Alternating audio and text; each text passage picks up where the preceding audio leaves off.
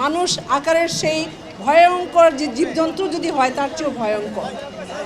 আমরা নিন্দা জানাচ্ছি, প্রতিবাদ করছি যে অতি শীঘ্রই যেন তাকে ধরে আপনার দৃষ্টান্তমূলক শাস্তি দেওয়া হয়। শুধু দৃষ্টান্তমূলক শাস্তি নয়, তার ফাঁসি দাবি করছি। এটা যেন, আমি আইনের প্রতি শ্রদ্ধাশীল, আমি বলবো যেন নতুন আইন করে এই ধরনের যারা ন্যাক্কারজনক আপনার কাজ করছে, অন্যায় করছে, তাদের যেন এই ধরনের এমন আইন করা হয় যেন ফাঁসিতে ঝুলানো হয় আপনার জনসাধারণের সামনে দিয়ে, বলবো আমি। কারণ যদি একজন দুইজনকে এভাবে ফাঁসিতে ঝুলানো যায়, আমার মনে হয় যে পরবর্তীতে এই ধরনের ন্যাক্কারজনক কাজ করবে না। তা আমি আশা করব, আমি আইনের প্রতি শ্রদ্ধাশীল, আমি আশা করব যেন নতুন আইন করে এই ধরনের ধর্ষকদের, এই ধরনের অপরাধী যারা করে তাদের জন্য অতি শীঘ্রই তাদের আইনের আওতায় আনে, আর যেন তাদের জন্য আপনার ফাঁসির মঞ্চ তৈরি করে যেন ফাঁসি দেওয়া হয়, এটা আমি বলবো। আমি প্রথমে বলবো যে আমি একজন নারীর আগে আমি একজন মানুষ, এবং আমি মানুষ হিসেবে কতটুকু সেফ। একটা বাচ্চা, অনেক সময় নিউজে দেখি একটা ছেলে বাচ্চার সঙ্গেও খুব বাজে এরকম ধর্ষণের ঘটনা ঘটে থাকে, এর আগেও আমি দেখেছি।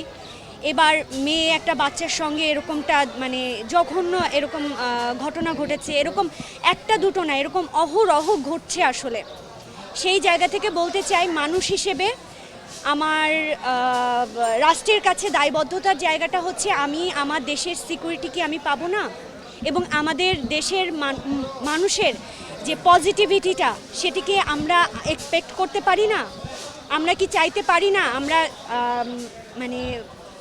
মনে ভয় রেখে না, মনে ভয় না নিয়ে আমরা কি বাইরে বেরোতে পারবো না?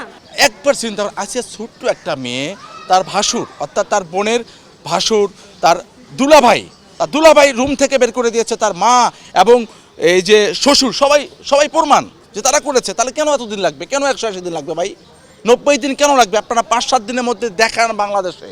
আমি নতুন সরকারের কাছে একটা আহ্বান করব, প্লিজ আর কোনো আসিয়াকে ধর্ষিত হতে দিবেন না, আর কোনো আসিয়াকে আমাদের সামনে মরতে দিবেন না। পাবলিকলি তাদের শাস্তি হওয়া উচিত, এবং একটাই শাস্তি, সেটা মৃত্যুদণ্ড। সেটা যত তাড়াতাড়ি সম্ভব, এবং এরকম যদি 4-5টা এরকম শাস্তি মানুষের সামনে হয়, আমার কাছে মনে হয় যে অনেকটাই এই ইস্যুটা কমে আসবে। কারণ একটা এরকম ঘটনা ঘটানোর আগে তার মনে পড়বে যে হ্যাঁ, আমার এরকম শাস্তি হবে আমি যদি এরকম একটা কিছু করি। সেই ভয়ে হলেও যে পশুরা আছে তারা নিজেদেরকে সংবরণ করবে আশা করি। ছোট একটা বাচ্চা, সো এটা রেপ যার সাথেই হোক খারাপ। অ্যান্ড আমি তো শুনলাম 3 পার্সন, আর যেখানে বাসার মানুষজনই লাইক নিজের বোনের জামাই, বোনের শ্বশুর, তারপর বোনের দেবর আর ভাসুর সামথিং। সো এইরকম বাসার মধ্যে যদি এরকম হিংস্র আচরণ হয়, তাহলে তো বাহিরের মানুষের কাছে আরও সেফ না, তো কাকে বিশ্বাস করবে মেয়েরা? So it's tough. সো আমরা আশা করব সরকার এটা খুব ভালোভাবে দেখবে। আমরা চাই শিশু ধর্ষণ সহ সকল ধর্ষণ ও নারীদের প্রতি সহিংসতার মামলা দ্রুত নিষ্পত্তির জন্য বিশেষ ট্রাইব্যুনাল গঠন করা হোক, অপরাধীদের সর্বোচ্চ শাস্তি নিশ্চিত করা হোক, যাতে অন্যরা এই ধরনের অপরাধ করার আগে একবার না 10 বার ভাবে। একই সঙ্গে প্রমাণ সংগ্রহ তদন্ত প্রক্রিয়াকে আরও শক্তিশালী করতে হবে, যাতে অপরাধীরা কোনোভাবেই রেহাই না পায়। শুধু কঠোর শাস্তি যথেষ্ট নয়, সামাজিক পারিবারিক সচেতনতা বৃদ্ধি, প্রতিরোধমূলক ব্যবস্থা গ্রহণ করাও অপরিহার্য বলে আমরা মনে করি। শিক্ষা প্রতিষ্ঠান, পরিবার, সমাজকে একসঙ্গে কাজ করতে হবে যেন শিশুরা নিরাপদ পরিবেশে বেড়ে উঠতে পারে।